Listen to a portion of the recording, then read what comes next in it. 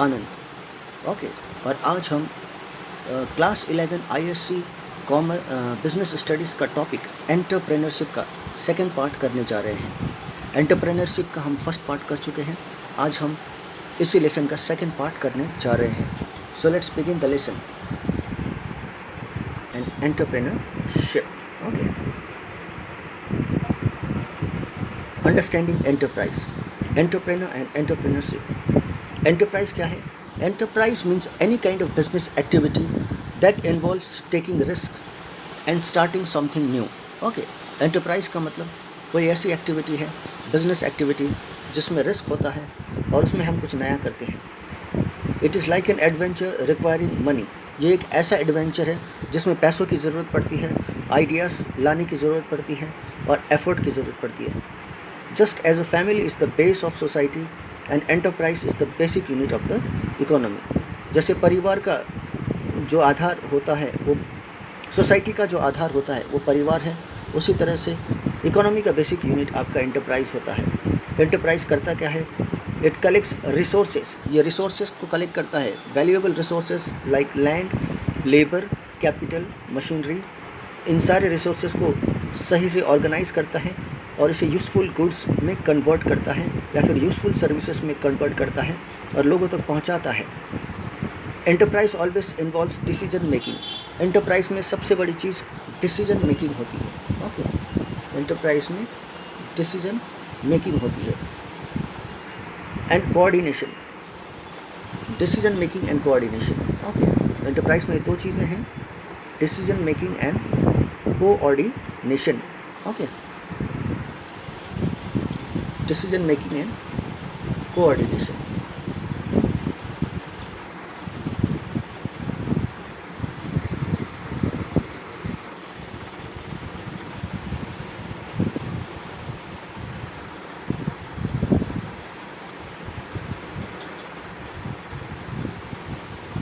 Coordination that includes risk bearing because success is not guaranteed. इसमें बहुत ज़्यादा risk है, success is not guaranteed.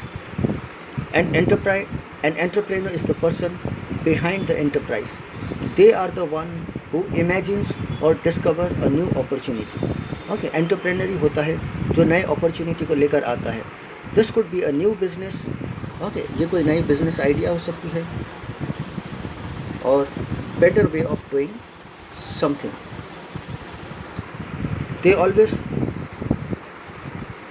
They think of ways to make it real by arranging the resources required to start the business. This includes collecting money, okay, hiring people, arranging materials, managing everything. Entrepreneurship is the process through which a person, जिसको कि हम entrepreneur करते हैं, he converts an idea into a business. वो अपने mind में चल रहे आइडिया को बिजनेस में कन्वर्ट करता है। In simple words, it is the act of creating and running a business. So the entrepreneur is the person. Okay, entrepreneurship is the process. Entrepreneur वो पर्सन होता है जो आइडिया को बिजनेस में कन्वर्ट करता है और इस प्रोसेस को या इस एक्टिविटी को हम एंटरप्रेन्योरशिप कहते हैं।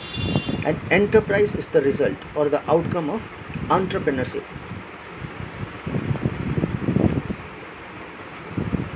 Features of an enterprise. Every enterprise has certain basic features. Her enterprise के कुछ features हैं. The first feature is that it always involves people working together. Okay, पहला feature क्या है? It involves people working together to achieve a common goal. People work together to achieve a common goal. Usually to produce or sell something. The common goal is producing or selling something.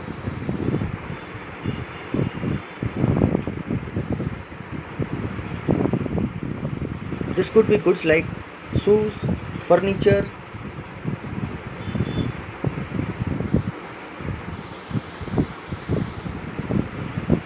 food or services like education, banking or internet.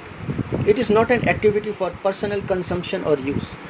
Okay, ये कोई activity नहीं है personal consumption के लिए या use के लिए। Even services like teaching by NGOs, if it is not charged or sold commercially, cannot be considered enterprises, even though they are socially useful. Second क्या है? An enterprise requires raw materials, machines, energy, and other resources. It needs a physical space to operate, like a shop, a factory, an office. उसे एक physical office space की ज़रूरत है, जैसे कि कोई शॉप है, फैक्ट्री है, ऑफिस है. It must spend money on buying these inputs. Okay, that means it has to incur cost. इसे पैसे लगाने की ज़रूरत होती है. Thirdly, every enterprise compares what it spends with what it earns.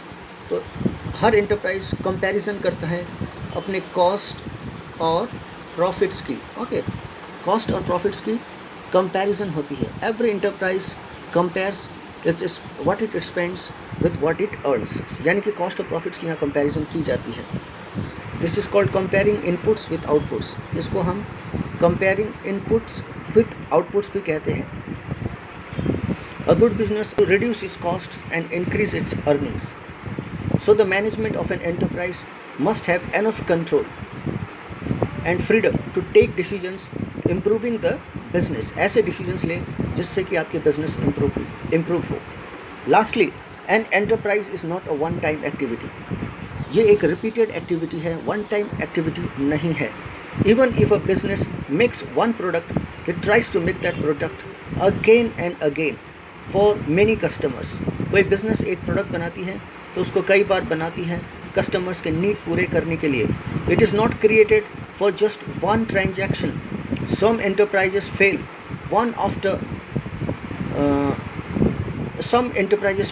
after one sale due to poor management or bad luck. अगर enterprise fail हो रही है तो उसका एक reason हो सकता है poor management, but that is not their intention.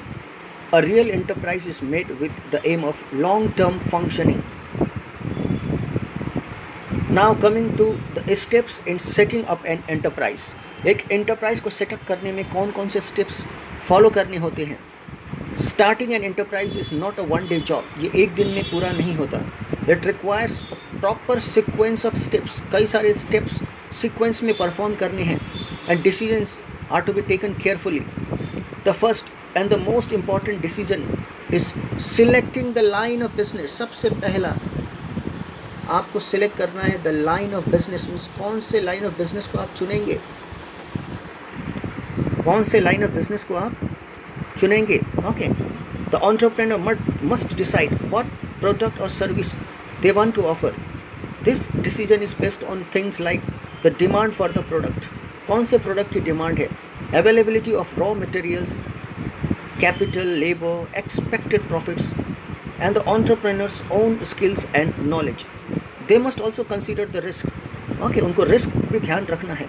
And whether the return on investment, risk के बाद उनको proper return या profit मिलता है कि नहीं, investment के ऊपर अच्छी returns मिलती है कि नहीं, अच्छे profits मिलते हैं कि नहीं, जिसका भी ध्यान रखना होता है जब आप नए enterprise को setup कर रहे होते हैं. The idea should be realistic. आपके आइडियाज़ जो हैं एंटरप्राइज सेटअप करने के रियलिस्टिक और अचीवेबल होने चाहिए. After deciding the type of business, the next step is choosing the form of ownership. Okay, किस तरह के ओनरशिप आप करना चाहेंगे बिजनेस में. डिफरेंट टाइप्स ऑफ ओनरशिप है, जैसे sole proprietorship that is run by one person. Partnership form of business है, run by 2 or more person. Joint stock company है, okay, that are owned by shareholders. और cooperative है, cooperative societies है. Okay, the choice depends on how much capital is needed, how many people are involve. आप किस तरह के business करेंगे, sole proprietorship करेंगे, पार्टनरशिप करेंगे, जॉइंट स्टॉक कंपनी स्टार्ट करेंगे, डिपेंड करता है आपका कैपिटल कितना है. Depending on the size of capital and the number of people involved, the level of risk and the legal requirements, इन सभी considerations को ध्यान में रखते हुए हम decide करते हैं कि हमें किस तरह का enterprise setup करना है. For example, a small shop may be owned by one person, but a large factory may be registered as a company. एक छोटी दुकान को एक सिंगल पर्सन चला सकता है और एक बड़ी फैक्ट्री को कंपनी के रूप में रजिस्टर किया जा सकता है. Once the ownership is finalized, एक बार ownership तय हो जाए, the entrepreneur has to plan the business. Entire business has to be planned. This is called planning the preposition. इसमें क्या क्या आता है? फाइनेंशियल प्लानिंग आता है, calculating how much money will be needed, कितना पैसा लगेगा लैंड खरीदने के लिए, ऑफिसेस बनाने के लिए, फैक्ट्रीज बनाने के लिए, मशीन्स परचेज करने के लिए, सैलरीज पे करने के लिए, और मार्केटिंग ऑपरेशंस को मैनेज करने के लिए। The capital requirement should include the present needs and the future expansion. The form of capital, capital आपके किसी भी फॉर्म में हो सकते हैं, वो लोन्स हो सकते हैं in the form of shares, savings and the sources of finance, और जहाँ से पैसे आप इकट्ठा करेंगे वो बैंक हो सकता है, इन्वेस्टर्स हो सकते हैं, personal funds. All this should be decided before setting up an enterprise. Then the entrepreneur has to find a suitable location for the business. ये सब करने के बाद एंटरप्रेन्योर को एक सूटेबल लोकेशन डिसाइड करना होता है जहां वो अपने एंटरप्राइज को चला सकता है। This is called locating the appropriate site. इसे हम कहते हैं लोकेटिंग द अप्रोप्रिएट साइट। उसको लोकेट करना है, पता लगाना है कि उसके लिए सबसे फेवरेबल लोकेशन एंटरप्राइज सेटअप करने के लिए कौन सा है। Okay, the site must be chosen based on convenience. जिस साइट को आप चूज़ करेंगे that must be chosen based on the site must be chosen based on convenience of land, cost of land। आपको उस वहाँ का लैंड का cost देखना है वहाँ एंटरप्राइज सेटअप करना कन्वीनियंट है कि नहीं, लेबर इजीली अवेलेबल है या नहीं, ट्रांसपोर्टेशन कन्वीनियंट है या नहीं, वाटर अवेलेबिलिटी है कि नहीं, इलेक्ट्रिसिटी अवेलेबल है या नहीं, and whether that location is close to the market और नॉट। ये सारे फैक्टर्स को ध्यान में रखते हुए ही हम आगे की स्टेप्स ले सकते हैं। Okay, a good site reduces transportation cost. आप जिस साइट को चुने वो अच्छा हो, अच्छी साइट होने से ट्रांसपोर्टेशन कॉस्ट कम पड़ती है और एंटरप्राइज की एफिशिएंसी बढ़ती है। The location should support long term growth. जो भी आपका लोकेशन हो, okay, it must support the long term growth of the enterprise. After selecting the site, the physical facilities are arranged। Site एक बार select हो जाए, location एक बार decide हो जाए, तो अगली बात आती है फिजिकल फैसिलिटीज़ को अरेंज करने की। This includes designing the office.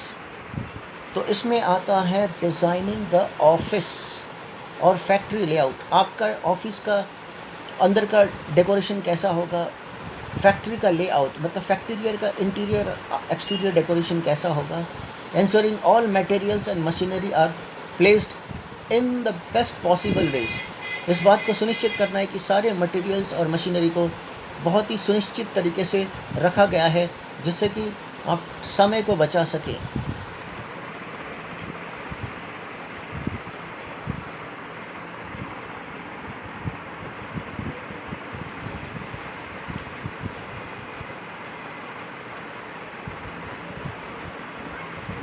Waste को कम से कम रख सके, जो वेस्टेज है उसको रिड्यूस करके मिनिमम पर ला सके, और वर्क फ्लो मतलब अवेलेबल जो लेबर फोर्स है, वर्कर्स है, वो हर वक्त मेंटेन रहे, improve the work flow.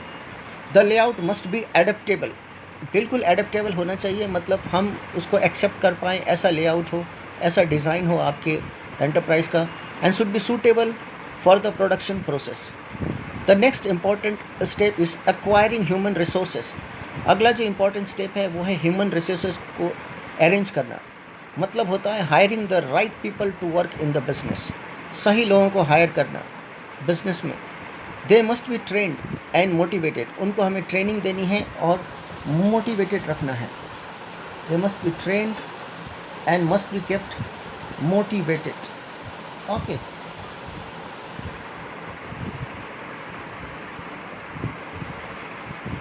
The entrepreneur should also decide the number of people required. Entrepreneur को कितने लोग की ज़रूरत पड़ेगी उसको सुनिश्चित करना है, उनके जॉब रोल्स क्या क्या हैं और उन्हें कितनी सैलरीज देनी है। This then comes the compliance with statutory requirements. आगे की जितने भी कार्रवाई अगर पूरी हो जाती है, ओके, तब अगली जो स्टेप है वो है लीगल रिक्वायरमेंट्स, स्टैट्यूटरी रिक्वायरमेंट्स के साथ कंप्लाई करना, मतलब उनका पालन करना। The enterprise must register with the government and get all the legal permission. सारे परमिशंस एंटरप्राइज को लेने होते हैं, जैसे लाइसेंस हो गया, टैक्स में रजिस्ट्रेशन कराना होता है, एनवायरनमेंटल क्लियरेंस सर्टिफिकेट लेना होता है, no objection certificate NOC obtain करना होता है from the pollution control board if necessary. Failing to comply with all these rules, अगर वो कंप्लाई नहीं करता इन रूल्स के साथ तो एंटरप्राइज को हैवी फाइन्स बियर करना पड़ सकता है या फिर बिजनेस शट डाउन या क्लोज भी हो सकता है। The final step in this is launching the enterprise. इतना सब कुछ करने के बाद फाइनली आप अपने एंटरप्राइज को लॉन्च करते हैं। After all arrangements, physical, legal, financial and human, they are in place. आपने सारे अरेंजमेंट्स किए हैं जिसमें फिजिकल, लॉ से रिलेटेड, फाइनेंशियल, ह्यूमन सब कुछ जगह पर है। The entrepreneur can start the business operations. This involves manufacturing. Business operations में मैन्युफैक्चरिंग आ सकता है, यानी कि गुड्स को प्रोड्यूस करना, स्टार्टिंग सेल्स, एडवर्टाइजिंग आ सकता है, एंड प्रमोटिंग द बिजनेस। फिर आगे हम it also includes keeping the stock. अगर कुछ स्टॉक रह गया हो बिजनेस में तो उसे मेंटेन करके रखना, फाइनेंस को ऑर्गेनाइज करना और time to time business performance को रिव्यू करते रहना regularly. This marks the formal beginning of the enterprise. Next topic is phases of a business. Business में कितने तरह के फेजेस आते हैं, जैसे कि ह्यूमन लाइफ में डिफरेंट फेजेस हैं, जैसे है चाइल्डहुड मतलब बचपन, यूथ जवानी, ओल्ड एज बुढ़ापा। बिजनेस के साइकिल में भी कई सारे फेजेस हैं और business goes through different phases, जिसमें आता है एक्सपेंशन, पीक, रिसेशन, ट्रफ जिसको हम डिप्रेशन भी कहते हैं, एंड रिकवरी।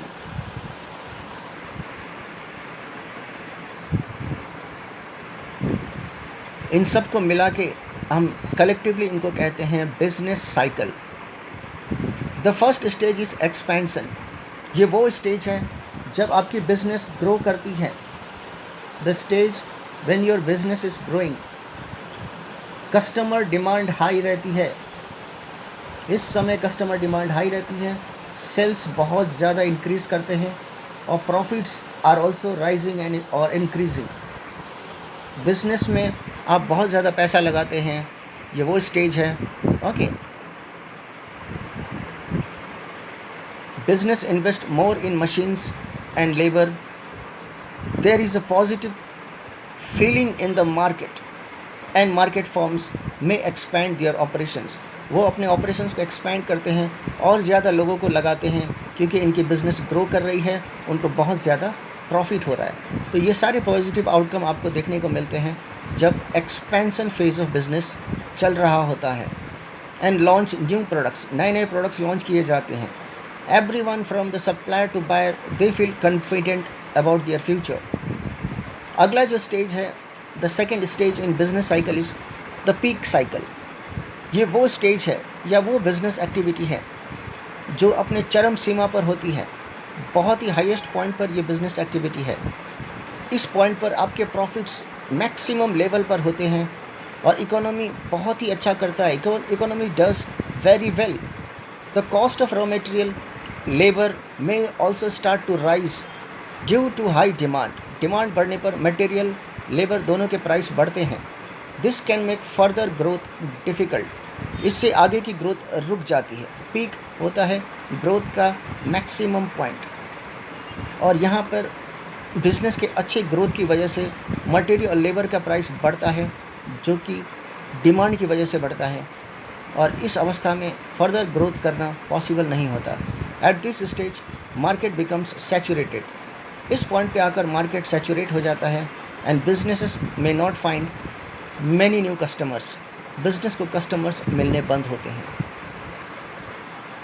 फिर नेक्स्ट जो स्टेज है that is the stage of recession. After reaching a peak, peak में पहुंचने के बाद डिमांड धीरे धीरे स्लो डाउन हो जाता है, कम हो जाता है। Customers buys less and business started facing difficulties. Business परेशानियां झेलता है। Profits fall and firms stop hiring और even they start laying off workers. Laying off workers मतलब वो वर्कर्स को काम से निकाल देते हैं। दे में ऑल्सो रिड्यूस प्रोडक्शन कम होती है लॉस को कम से कम रखने के लिए। इन्वेस्टर्स कॉशियस हो जाते हैं, वो ज़्यादा इन्वेस्ट नहीं करते। पीपल स्टार्ट सेविंग मोर। इस पॉइंट पे आकर लोग इन्वेस्टमेंट कम करते हैं और ज़्यादा सेविंग्स करते हैं, खर्च कम करते हैं। The fourth stage is trough, या जिसे हम डिप्रेशन भी कहते हैं।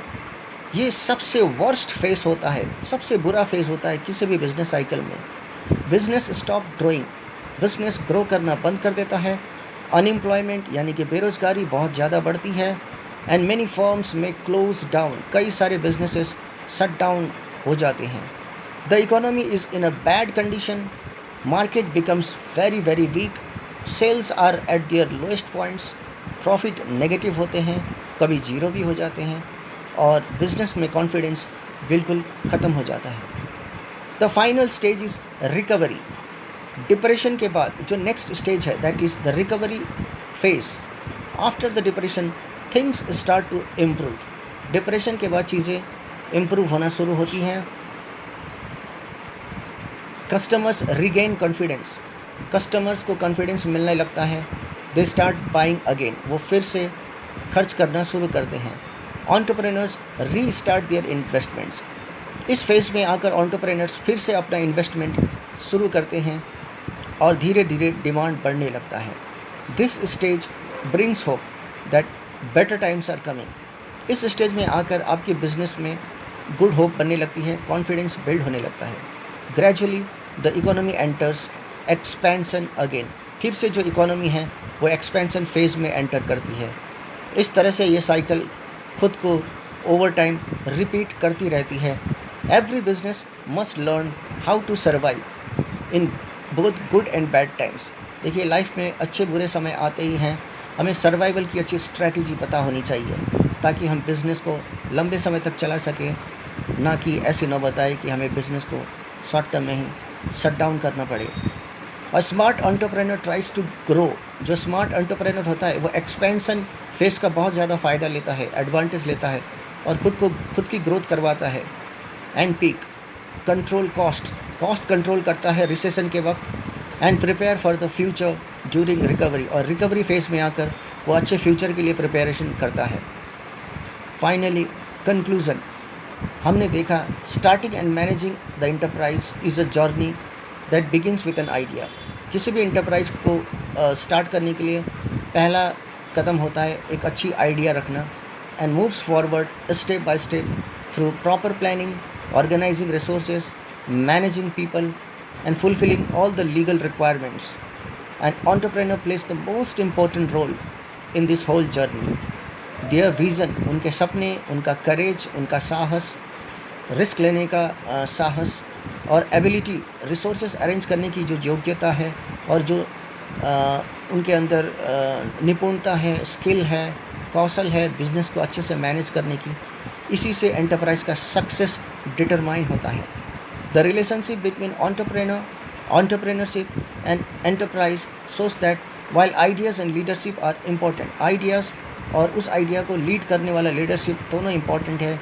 उनको एग्जीक्यूट करना, उनको साकार करना और आउटकम, ये सब बहुत ज़रूरी है। Understanding the essential features of an enterprise, अगर आप ऐसे एंटरप्राइज के एसेंशियल फीचर्स को, उनके विशेषताओं को अगर आप समझते हैं, then it helps in building a strong foundation. Going through the right steps of setting an enterprise will ensure proper planning and reduces the chances of failure. अगर आप एंटरप्राइजेस चलाते वक्त प्रॉपर प्लानिंग का सहारा लेते हैं तो फेलियर के chances बहुत ज़्यादा कम होते हैं। फाइनली नोइंग द फेजेस, हमने अभी तक जितना भी फेजेस बिजनेस साइकिल के डिस्कस किए हैं उनका ज्ञान जो है एंटरप्रेन्योर को हैंडल करने में मदद करता है। जब बिज़नेस के अंदर बहुत हाई अप्स एंड डाउन्स आते हैं तो वो ऐसी समय में बहुत ज़्यादा पेशेंस और कॉन्फिडेंस दिखाता है। Entrepreneurship is not just about making money, ये पैसे बनाने का खेल नहीं है। इट इज़ अबाउट इनोवेशन, कुछ नए क्रिएटिव आइडियाज़, नए प्रोडक्ट्स बनाने का, जॉब क्रिएट करने का, एम्प्लॉयमेंट बढ़ाने का, इकोनॉमी में ग्रोथ लाने का और रियल वर्ल्ड प्रॉब्लम्स को सॉल्व करने का through great business solutions. Every great business, चाहे बड़ा हो छोटा हो, always started with a simple idea in someone's mind. Her business जो बड़ा है या छोटा है वो एक छोटी आइडिया, सिंपल आइडिया से ही शुरू होती है। With the right step, proper knowledge and dedication, anyone can build a successful enterprise and contribute to society. So this was all for today's lecture. यहाँ पर हमारा एंटरप्रेन्योरशिप का लेसन पूरी तरह से कंप्लीट होता है। आप लोगों का बहुत बहुत धन्यवाद। Thank you for watching. Goodbye, good day, take care.